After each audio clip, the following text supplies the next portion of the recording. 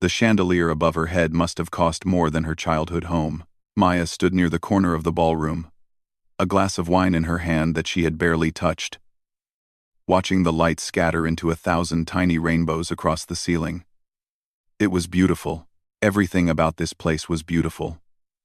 The marble floors, the velvet curtains, the women in designer gowns and men in suits that probably cost more than most people made in a month.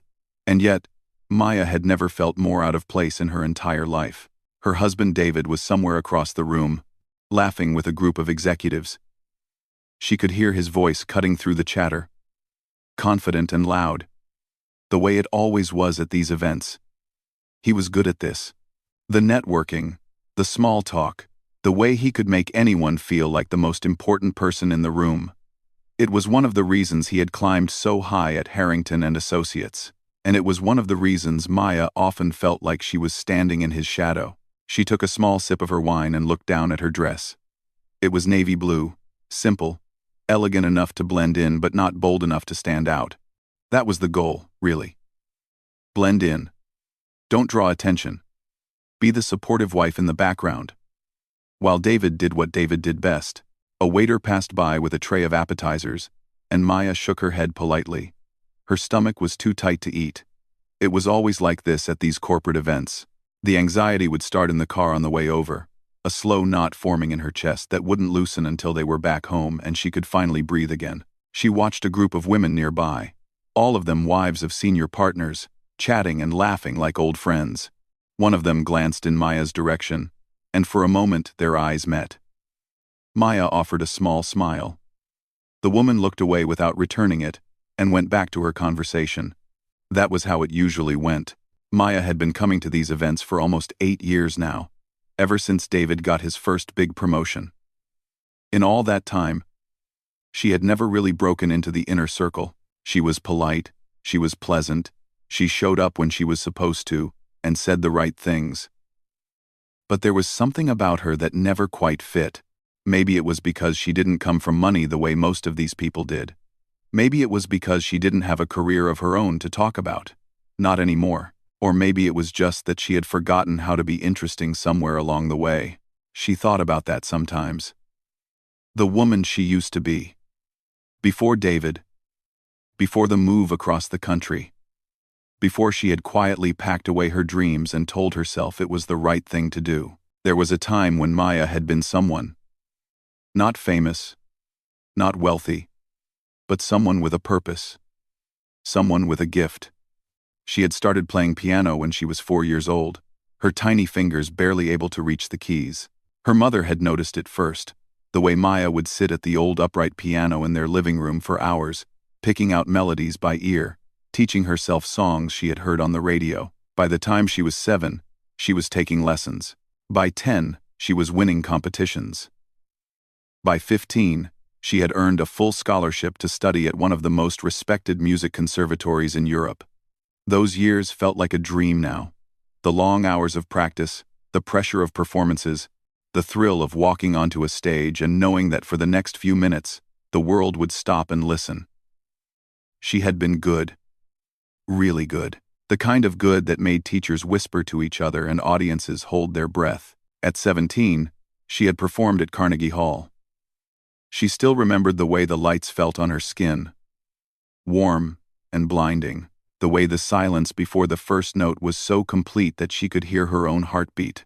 The way the applause had washed over her afterward like a wave. And for just a moment, she had felt like she was exactly where she was supposed to be. But life had a way of changing plans. She met David during her final year at the conservatory. He was visiting on business, handsome and charming and so different from the serious musicians she had spent her whole life around. He made her laugh. He made her feel seen in a way that had nothing to do with her talent. And when he asked her to come back to the States with him, to build a life together, she had said yes. It wasn't supposed to mean giving up music. That was what she told herself at first. She would find a way to do both. She would teach, or perform locally, or maybe even record. But then David's career started taking off, and there were moves and promotions, and endless demands on their time. And slowly, without her even noticing, the piano became something she used to do instead of something she did. The last time she had played seriously was over 12 years ago. She still remembered the day she closed the lid of their piano for what she told herself was just a little while. A break. A pause. But the break stretched into months, and the months stretched into years, and somewhere along the way, Maya Castellano, the prodigy, the performer, the girl who had once filled concert halls with the sound of her music, disappeared completely. In her place was Maya Chen, David's wife, the quiet woman in the corner who nobody really noticed. She looked around the ballroom now, at all these people who had no idea who she used to be. To them, she was just background noise. A plus one. Someone to smile politely at and then forget. And the worst part was, she had started to believe that was all she was, too. David caught her eye from across the room and gave her a quick wave. She waved back automatically, the way she always did. He turned back to his conversation without missing a beat. The knot in her chest tightened. She wondered sometimes what would have happened if she had made different choices. If she had stayed in Europe, kept performing, followed the path that had once seemed so clear, would she be standing in a different ballroom right now, but as the guest of honor, instead of the invisible wife? Would she be happy? But those were dangerous thoughts, the kind that led nowhere good. She had made her choices. She had built this life. And most of the time, it was fine, comfortable, safe. She just couldn't shake the feeling that somewhere along the way, she had lost something important. Something she wasn't sure she could ever get back. The orchestra in the corner started playing a soft waltz, and a few couples moved onto the dance floor. Maya watched them swirl past, the women's dresses flowing like water, and she felt a familiar ache in her chest. Not jealousy, exactly, more like longing, a quiet wish for something she couldn't quite name.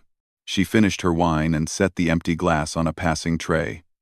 The night was still young, and there were hours of smiling and nodding ahead of her. She straightened her shoulders, smoothed down her dress, and prepared to be invisible for a little while longer.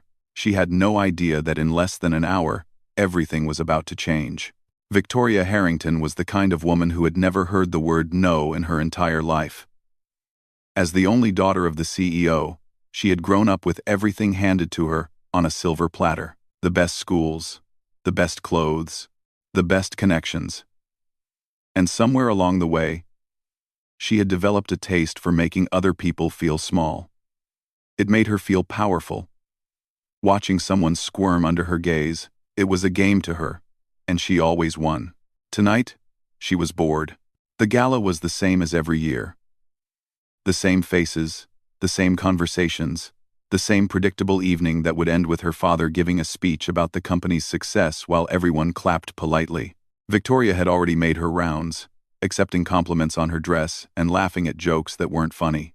Now she stood near the grand piano in the corner of the ballroom, a glass of champagne in her hand, scanning the room for something to entertain her. That was when she spotted Maya, the quiet one, David Chen's wife. Victoria had never paid much attention to her before.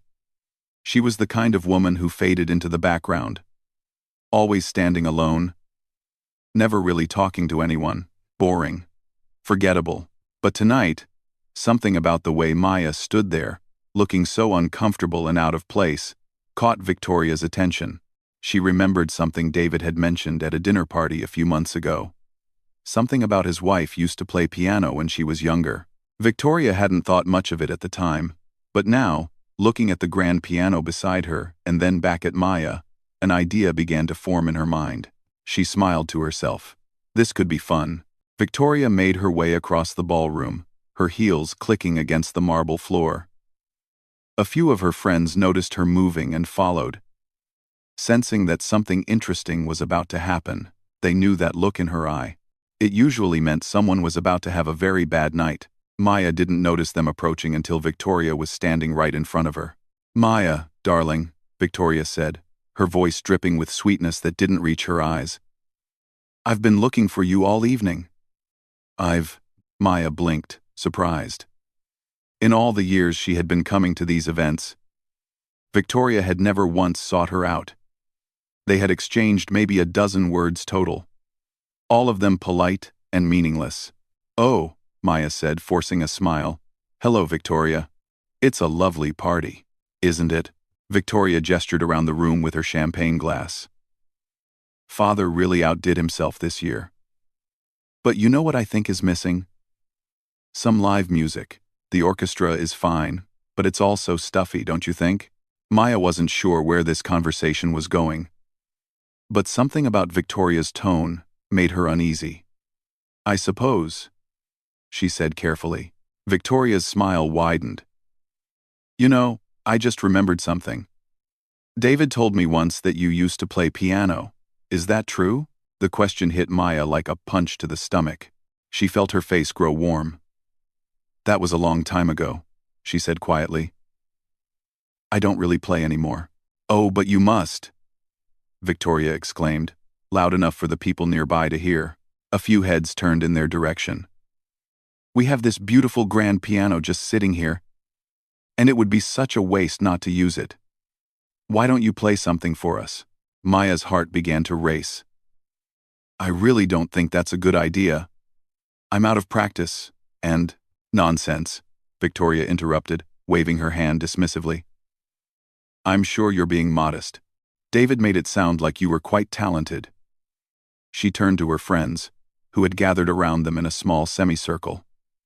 "Wouldn't it be wonderful to hear Maya play?" The women nodded eagerly, their eyes bright with anticipation. Maya recognized that look. It wasn't genuine interest. It was the look of people waiting for a show, waiting to see someone fail. "I really can't," Maya said, her voice smaller now. She looked around desperately for David, hoping he might step in and rescue her from this situation.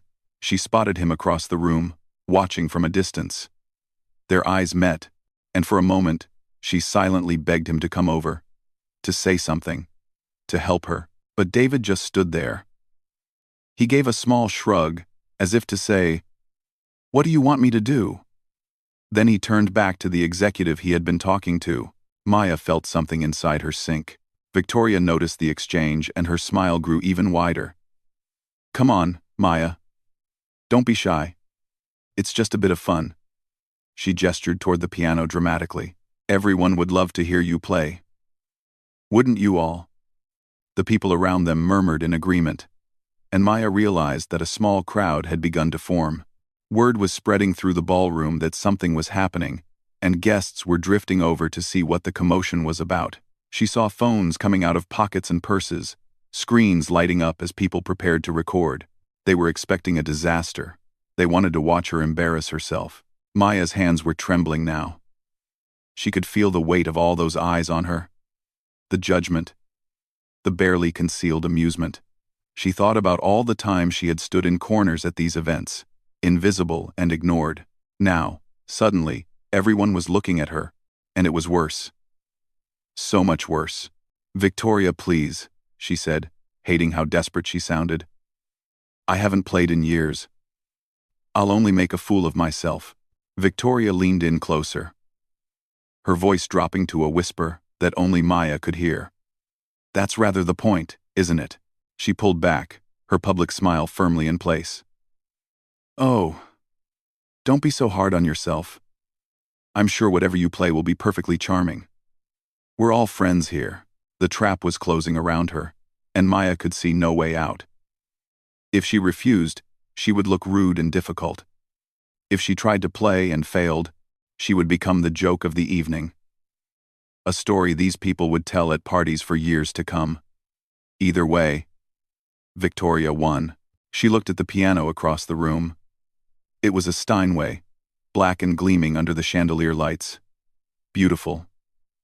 The kind of instrument she had dreamed of playing when she was a girl practicing on her mother's old upright.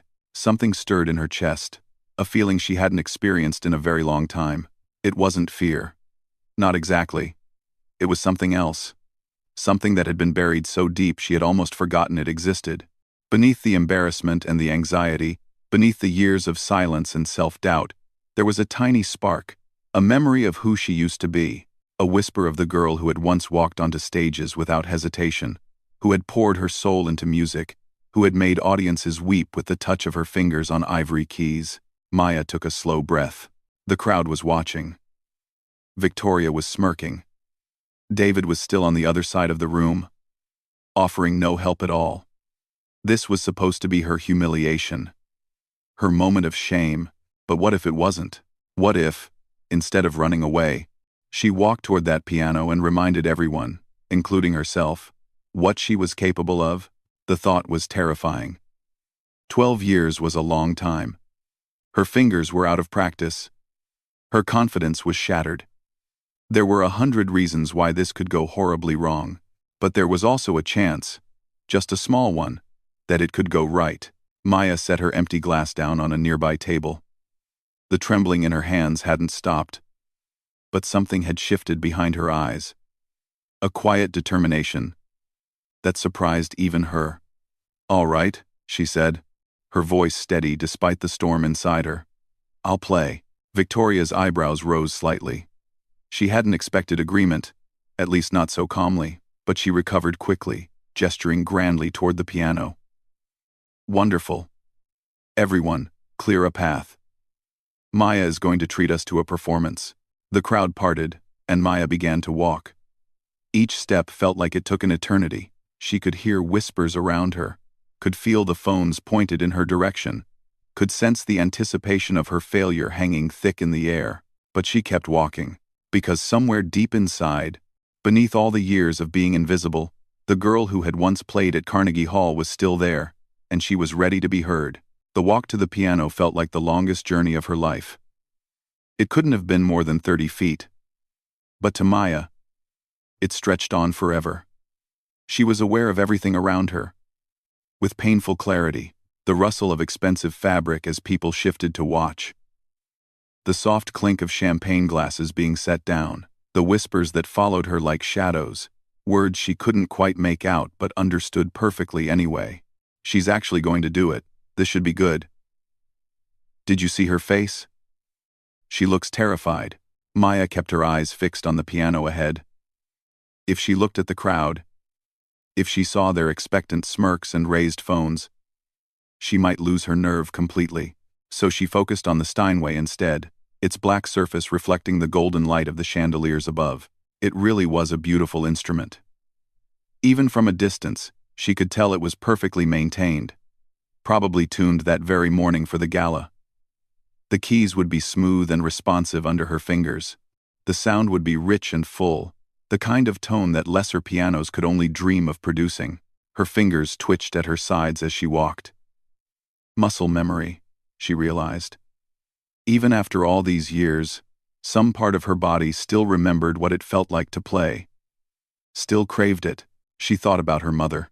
Her mother had been a piano teacher in their small town, giving lessons to neighborhood kids for extra money. She wasn't famous or accomplished, but she loved music with her whole heart, and she had passed that love on to her daughter. Maya could still remember sitting on the bench beside her as a little girl, watching her mother's hands move across the keys, thinking it was the most magical thing she had ever seen. "You have a gift," her mother used to tell her. "Not everyone gets one. Don't ever waste it." But she had wasted it, hadn't she? She had packed it away like an old sweater she didn't need anymore, and let it gather dust in some forgotten corner of her life. Her mother had passed away 6 years ago, and Maya had never even told her that she had stopped playing. She couldn't bear to see the disappointment in her eyes. The memory brought a sharp ache to her chest. But it also brought something else. Strength. Her mother had believed in her when no one else did, had sacrificed everything to give her lessons and send her to competitions and eventually to that conservatory in Europe. She had never stopped believing, not even at the end. What would she think if she could see Maya now? Walking toward a piano for the first time in over a decade. Surrounded by people who expected her to fail, she would tell her to show them. She would tell her to play like her life depended on it. She would tell her that the gift was still there. Buried maybe, but not gone. Never gone. Maya reached the piano and stopped. The bench was pulled out slightly, waiting for her. She stood there for a moment, just looking at it, feeling the weight of the silence that had fallen over the ballroom. Even the orchestra had stopped playing. Everyone was watching. She turned around slowly and faced the crowd. There must have been 200 people in that ballroom, maybe more. Men in tuxedos, women in gowns, all of them staring at her with expressions ranging from curiosity to amusement to outright mockery. Near the front of the crowd, Victoria stood with her arms crossed and a satisfied smile on her face, like a cat that had cornered a mouse. And there was David, still standing where she had last seen him, near the bar on the far side of the room. He wasn't smiling. He looked uncomfortable, almost embarrassed, like he wished he could disappear. But he made no move to come to her, no move to stop this or support her or do anything at all. In that moment, Maya felt something shift inside her. A wall that had been holding back 12 years of buried emotions suddenly cracked. She had given up everything for him. Her career, her dreams, her identity. She had followed him across the country, stood by him through every promotion and every transfer, smiled at countless events just like this one, while he climbed higher and higher. And in return, he couldn't even cross a room to stand beside her when she needed him. The realization didn't make her sad. It made her angry. A quiet, burning anger that spread through her chest and straightened her spine. Fine, she thought. If no one else is going to believe in me, I'll believe in myself. She turned back to the piano and sat down on the bench. The leather was cool beneath her. She adjusted her position slightly, finding the right distance from the keys, the right posture. It came back to her automatically, like riding a bicycle. Hours and hours of training, drilled into her muscles and bones until it became second nature. She lifted the fallboard and revealed the keys beneath. They were perfect, 88 of them, stretching out before her in their familiar pattern of black and white. She had spent thousands of hours of her life in front of keyboards like this one, had worn the letters off practice pianos, had broken strings from playing too hard, had developed calluses on her fingertips that had long since faded away. Maya placed her hands on the keys, not pressing down yet, just resting there, feeling the smooth ivory beneath her skin. The touch sent a shiver through her entire body. Behind her, she could hear the rustling of the crowd growing restless. Someone coughed. Someone else whispered something that made a few people laugh quietly. They were waiting for her to fumble, to freeze up, to prove that she was exactly what they thought she was. A nobody. A fraud. David's forgettable wife, who had gotten in over her head. She closed her eyes. The noise of the ballroom faded away. The whispers, the rustling, the clink of glasses, all of it dissolved into silence. In the darkness behind her eyelids, Maya was no longer a 34-year-old woman at a corporate gala. She was 17 again, standing in the wings of Carnegie Hall, waiting for her cue to walk onto the biggest stage of her life. She remembered the terror she had felt that night. The absolute certainty that she would walk out there and forget everything, that her fingers would turn to stone and her mind would go blank. She had been so scared she could barely breathe, but her mother had been there, standing beside her in the shadows.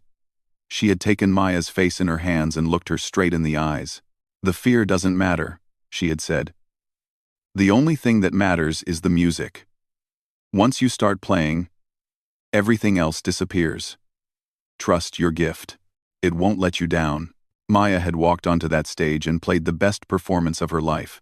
Now, sitting at this piano in this ballroom full of strangers who wanted to see her fail, she heard her mother's voice again, clear as a bell, as if she were standing right beside her.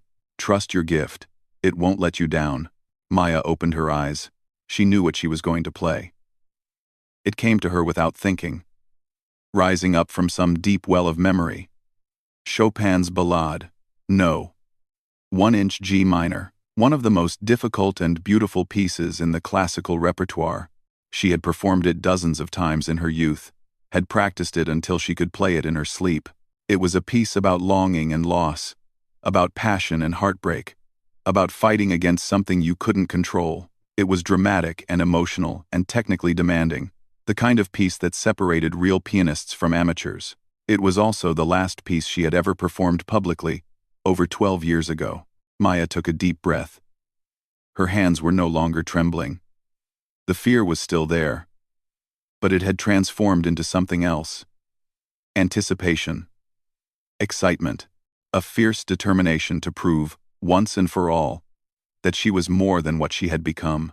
She looked down at the keys one last time. Then she began to play. The first note broke the silence like a stone dropped into still water.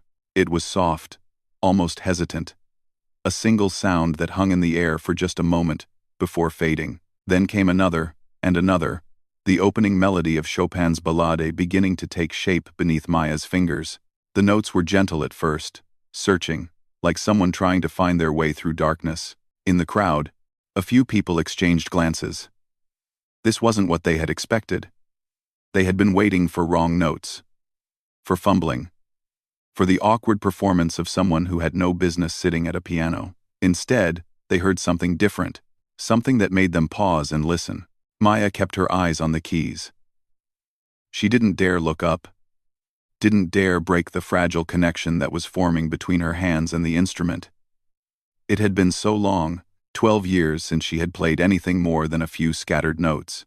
12 years since she had trusted herself to do this. But the music was still there. It had been waiting for her all along. The melody began to build, growing stronger and more confident with each passing measure. Maya's fingers moved across the keys with increasing certainty, finding the notes not through conscious thought but through something deeper. Memory lived in her muscles, in her bones, in some part of her brain that had never forgotten what it meant to play. The whispers in the crowd had stopped completely now. The smirks were fading from faces. People who had been holding up their phones to record a disaster were lowering them slowly, confused by what they were hearing. This wasn't the stumbling amateur performance they had anticipated. This was something else entirely. The ballade moved into its first passionate theme, and Maya let herself go. All the emotions she had buried for so many years came pouring out through her fingers. The loneliness of standing in corners at parties where no one saw her. The grief of losing her mother without ever being able to share her music with her again. The quiet heartbreak of watching her dreams slip away while she smiled and pretended everything was fine. The anger at herself for letting it happen. For making herself small. For forgetting who she really was. It all flowed into the music, transforming notes on a page into something alive and breathing, and desperately human. The sound filled the ballroom, rising up to the vaulted ceiling and washing over the crowd like a wave. It was rich and powerful. The Steinway responding to Maya's touch, as if it had been waiting for someone who truly knew how to play it. The acoustics of the room carried every nuance, every subtle shift in dynamics, every whisper and every roar. A woman near the front of the crowd put her hand over her heart. She didn't know why, exactly. She had never been particularly moved by classical music before, but something about what she was hearing made her chest tight, made her eyes sting with unexpected tears. She wasn't the only one. Throughout the ballroom, people were reacting in ways they didn't understand. Conversations had died completely. Champagne glasses sat forgotten in hands. The catering staff had stopped moving. Trays of appetizers held motionless as they stood and listened. Even the bartenders had paused. Bottles suspended in mid-pour. The music had captured everyone. Maya reached the stormy middle section of the ballade, where the melody transforms into something fierce and turbulent. Her hands flew across the keys now, striking chords that thundered through the room like waves crashing against rocks. The technical difficulty of the passage would have been impossible for anyone without years of serious training. She navigated it flawlessly, her fingers dancing through runs and arpeggios that seemed almost inhuman in their speed and precision. But it wasn't just technique. Plenty of pianists could play the notes correctly. What Maya brought to the music was something that couldn't be taught. Soul. Feeling. The raw, unfiltered expression of a heart that had been silent for far too long and finally had the chance to speak. Victoria Harrington stood frozen near the front of the crowd. The smug smile had vanished from her face completely, replaced by an expression of stunned disbelief. This wasn't possible. This wasn't how things were supposed to go. The quiet, forgettable woman she had chosen to humiliate was supposed to stumble through some clumsy tune and provide entertainment for the evening. Instead, she was delivering a performance that wouldn't have been out of place in a concert hall. Victoria looked around at the faces of her friends, hoping to find someone who shared her discomfort. But they weren't looking at her. They were looking at Maya, transfixed, their earlier mockery completely forgotten. For the first time in her life, Victoria felt invisible, and she hated it. Across the room, David stood motionless by the bar. His face had gone pale. In all their years together, he had never heard his wife play like this.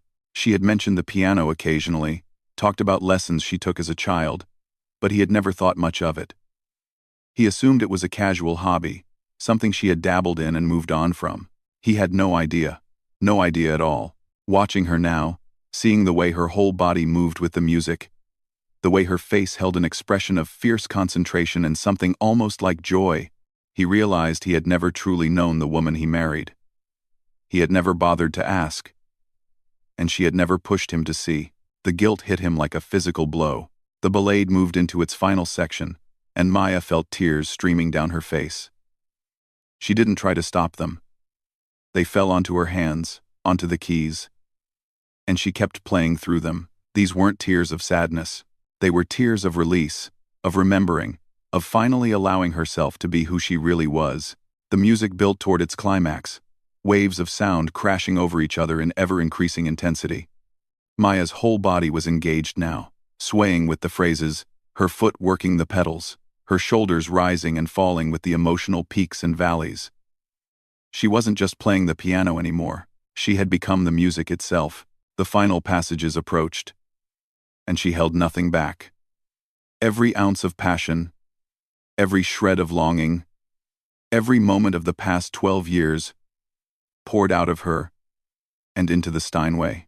The notes rang through the ballroom with a power that seemed almost impossible from a single instrument played by a single person. And then, the ending. The last chord struck, massive and resonant, filling every corner of the room. Maya held it, letting the sound sustain, feeling the vibrations travel through her fingers and up her arms and into her heart. Slowly, gradually, the sound faded away into silence. She lifted her hands from the keys. For a moment, nobody moved. Nobody breathed. The ballroom was frozen in absolute stillness, 200 people suspended in the aftermath of what they had just witnessed. Then, from somewhere in the back of the room, a single person began to clap. The sound broke the spell. Another person joined in, then another, and another. Within seconds, the entire ballroom erupted into applause. Not polite, obligatory clapping, but genuine, thunderous applause that shook the crystal in the chandeliers. People were rising to their feet, standing ovations spreading through the crowd like wildfire. "Brava!" someone shouted. Others took up the cry. "Brava! Brava!" Maya sat at the piano, her hands trembling in her lap, tears still wet on her cheeks. She looked out at the crowd and saw something she hadn't seen in years. They were looking at her. Really looking at her. Not through her, not past her, but directly at her. For the first time in longer than she could remember, Maya Chen was not invisible. She was seen. Maya rose from the piano bench on legs that felt like they might give out at any moment. The applause was still thundering around her, echoing off the marble floors and high ceilings of the ballroom. She wiped the tears from her cheeks with the back of her hand, not caring any more about her makeup or what anyone thought of her appearance. Before she could take a single step, people began moving toward her. Not walking, rushing. Within seconds, she was surrounded by a crowd of guests, all of them talking at once, their voices blending into a wall of sound. That was absolutely incredible. "Where did you study? You must have trained professionally. I had no idea you could play like that. Why have you been hiding this? My daughter takes piano lessons. Would you ever consider teaching?" The questions came faster than Maya could process them.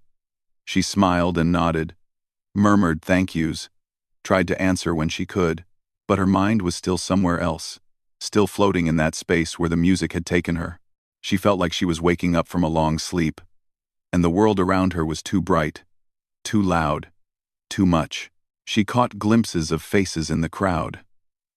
The woman who had ignored her smile earlier in the evening was now looking at her with something like awe. The executives who had never bothered to learn her name were suddenly eager to shake her hand. Everyone wanted a piece of her attention, wanted to be close to whatever magic they had just witnessed. and Victoria Harrington was nowhere to be seen. Maya spotted her eventually, near the back of the ballroom, slipping out through a side door. Their eyes met for just a moment before Victoria disappeared. There was no smug smile on her face now. No satisfaction. No triumph.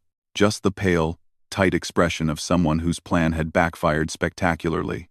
Maya felt no satisfaction in Victoria's defeat. She felt nothing toward her at all, actually. The anger that had fueled her performance had burned itself out, leaving behind something quieter and more peaceful. Victoria didn't matter. She never had. What mattered was what Maya had discovered sitting at that piano. She was still in there. The musician, the artist, the girl who had once made audiences weep with her playing. 12 years of silence hadn't killed her. They had only put her to sleep. The crowd around Maya eventually began to thin as people returned to their conversations and their champagne. But the looks they gave her as they walked away were different now. Respectful. Curious. She was no longer the invisible woman in the corner. She was someone worth knowing. It was nearly an hour before Maya finally made her way across the ballroom to where David stood. He hadn't moved from his spot near the bar. He was holding a drink he hadn't touched. And his face wore an expression she had never seen before. Confusion. Guilt. Something that might have been shame. "We should go," Maya said quietly. He nodded without a word, set down his glass, and followed her to the door. The car ride home was silent for a long time. David drove, his eyes fixed on the road ahead, his knuckles white on the steering wheel. Maya sat in the passenger seat and watched the streetlights slide past her window, one after another, like the steady beat of a metronome. Finally, David spoke. "Why didn't you ever tell me you could play like that?" Maya considered the question. It was the same thing everyone had been asking her all night. But from David, it meant something different. He wasn't asking out of curiosity or admiration. He was asking because he had just realized that he didn't know his own wife. "You never asked," she said simply. "That's not fair. How was I supposed to know if you never told me?" Maya turned to look at him. "David, I told you I studied at a conservatory in Vienna. I told you I used to perform. I told you I gave it up when we moved. You just never thought it was important enough to ask more about." He was quiet for a moment. "I guess I thought it was just a hobby. Something you did when you were young. It wasn't a hobby. It was my life." The words hung in the air between them, heavy with meaning. David opened his mouth to respond, then closed it again. For once, he had nothing to say. They drove the rest of the way home in silence. That night, Maya couldn't sleep. She lay in bed staring at the ceiling while David snored softly beside her, her mind racing with thoughts she had pushed away for years. What would have happened if she had made different choices? If she had kept playing? If she had insisted on making room for her music instead of letting it fade away? The questions had no answers, but asking them felt important somehow. Like she was finally allowing herself to grieve for the life she might have had. The next morning, she did something she hadn't done in over a decade. She sat down at the small upright piano in their living room, the one that had become little more than a piece of furniture. And she played. It wasn't perfect. Her fingers stumbled on passages that used to come easily. Her timing was off in places, her technique rusty from years of neglect. But none of that mattered. What mattered was that she was playing again. What mattered was that she had remembered who she was. She played for 2 hours that morning, and again in the afternoon, and again after dinner. David watched her from the doorway sometimes, that same confused expression on his face, like he was living with a stranger. In a way, he was. The weeks that followed brought changes Maya hadn't expected. Word had spread quickly through David's company about what had happened at the gala. Several people had posted videos online, and one of them had gone viral, racking up millions of views in just a few days. Maya watched it once. This shaky phone footage of a woman in a navy dress playing Chopin like her life depended on it. And she barely recognized herself. The comments were overwhelming. People wanted to know who she was, where she had trained, why she wasn't performing professionally.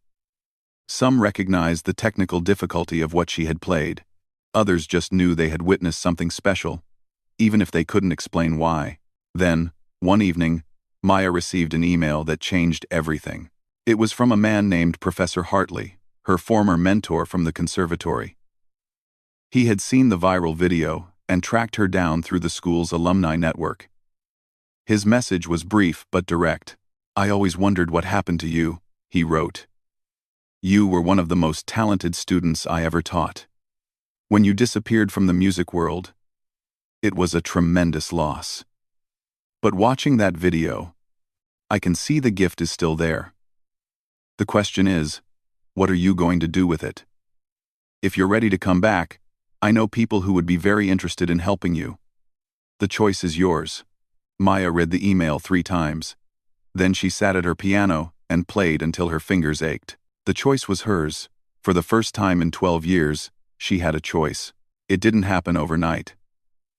Rebuilding a career took time, took practice, took courage that Maya was still learning to find, but she started small. Performing at a local venue that hosted live music nights, getting used to the feeling of an audience again. Then came larger venues. A few teaching opportunities. Interviews with music magazines curious about the mystery pianist from the viral video.